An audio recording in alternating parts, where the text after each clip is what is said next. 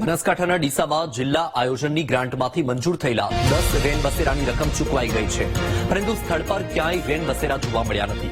VTV ન્યૂઝની ટીમે reality check કરતા માત્ર 2 સ્થળો પર રેન બસેરા જોવા મળ્યા હતા, જ્યારે બાકીના રેન બસેરા માત્ર કાગળ પર જોવા મળ્યા।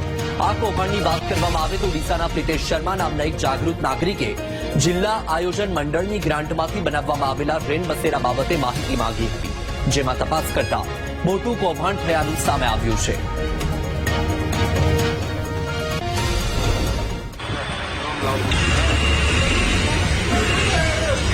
એ યોજનાનો હજુ સુધી લોકોને લાભ મળી શકતો નથી।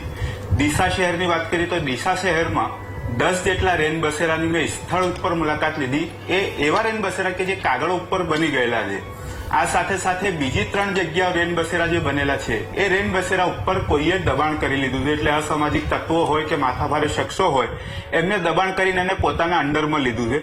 જ્યારે 10 સ્થળ ઉપર તો રેન બસેરા અસ્તિત્વમાં જ નથી, ના કોઈ શેડ છે કે ના કોઈ દિવાલ છે કે ના કોઈ તકતી છે। આ સાથે સાથે કેટલીક જગ્યા એવી પણ જોવા મળી છે કે જ્યાં ખાલી કોરી દિવાલ ઉપર તકતી મારી છે, એટલે કે સ્પષ્ટપણે દેખાઈ આવ્યું છે કે આ રેન બસેરા એટલે કે સરકારની લોકો માટે સુખાકારી યોજનાનું લોકોને લાભ મળ્યું નથી। અરજદાર શ્રી પ્રિતેશ કુમાર શર્મા ડીસાના અરજદાર છે। એમના દ્વારા જિલ્લા આયોજન અધિકારી શ્રીને એક અરજી મોકલી આપવામાં આવેલી છે, જેમાં રેન બસેરાના કુલ 10 કામોની વિગતો દર્શાવી છે। તેમાં એકચ્યુઅલમાં સ્થળ ખાતરી કરી અને શું ગેરરીતિઓ થયેલી છે એ બાબતના આક્ષેપો કરવામાં આવેલા છે, જેના અનુસંધાને જિલ્લા આયોજન અધિકારી સાહેબશ્રીના પત્ર અનુસંધાને અત્રેથી તાલુકાની એક તપાસ ટીમની રચના કરવામાં આવેલી છે, જેમાં કુલ 6 સભ્યોની નિમણૂક કરેલી છે। એ તપાસ ટીમ રેકર્ડ આધારિત તેમજ સ્થળ ખાતરી કરી અને સ્થળ ઉપર જે એકચ્યુઅલ હકીકત છે એ બંને વિગતો મેળવી અને એમનો તપાસ અહેવાલ આગામી 2 થી 3 દિવસમાં સબમિટ કરવાની છે। એ તપાસ અહેવાલ રજૂ થયા બાદ જે પણ હકીકતો ધ્યાને આવશે એના આધારે જિલ્લા આયોજન અધિકારીશ્રીને રિપોર્ટ મોકલી આપવામાં આવશે અને જિલ્લા કક્ષાએથી જે પણ સૂચના મળશે એ મુજબ નિયમાનુસારની કાર્યવાહી પણ હાથ ધરવામાં આવશે।